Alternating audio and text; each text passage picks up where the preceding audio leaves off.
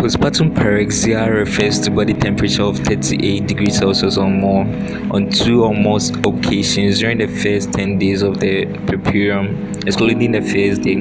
The risk factors include prolonged labor, prolonged premature rupture of membranes, retained placental tissue, instrumental deliveries, and birth canal injuries.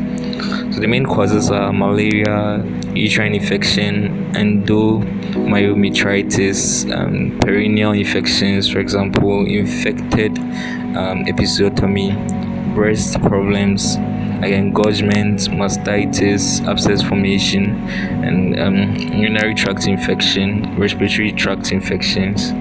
The symptoms are fever and other symptoms as related to cause.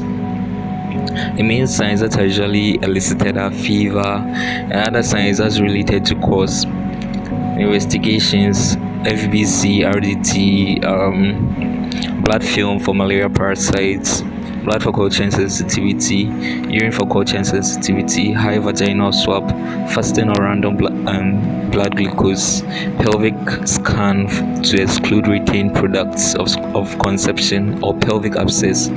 The main treatment objective is to identify and treat the underlying cause.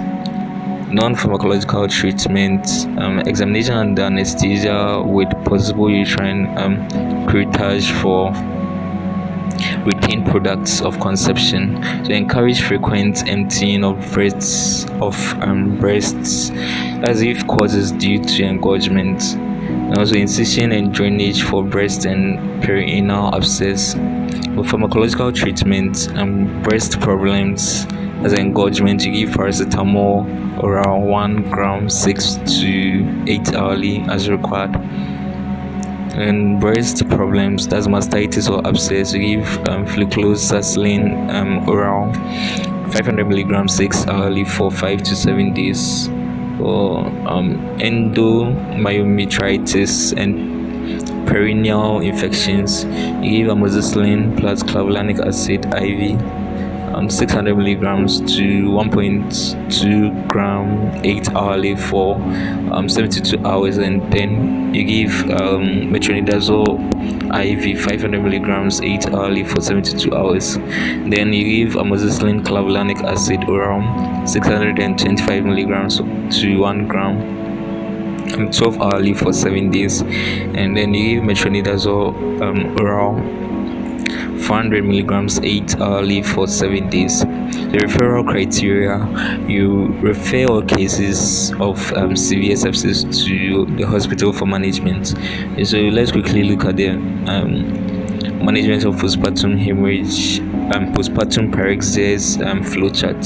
So when the patient presents with fever more than 38 degrees Celsius or more during 2 to 10 days postpartum, you take the history, you include labor and delivery, examine, you do basic investigations, MPCs, urine RE, FBC, and you determine the likely cause and severity. For example, shock. Is the infection severe? If no, you start oral broad antibiotics, amoxicillin, clavulanic acid, and metronidazole. And if breast, you give oral flucloxacillin. Then you give analgesic like paracetamol if pain, and you monitor progress and review after 72 hours. Is there clinical improvement? If yes, you continue oral antibiotic treatment for 5 days. If no, you refer. So is this infection severe? If yes, you start IV fluid resuscitation, you start IV antibiotics, amoxicillin, clavulanic acid, and metronidazole. Then you monitor vitals closely, and then you refer. On the referral hospital, you identify and treat the cause. You perform abdominal and pelvic examination to determine if retained products, pelvic abscess, among others, are present. So you do additional investigations like ultrasound, blood culture, urine culture sensitivity, high vaginal swab as necessary. You continue IV resuscitation with IV fluid or blood as necessary, and continue IV broad spectrum antibiotics, and you replace with appropriate antibiotics when culture sensitivity results become available.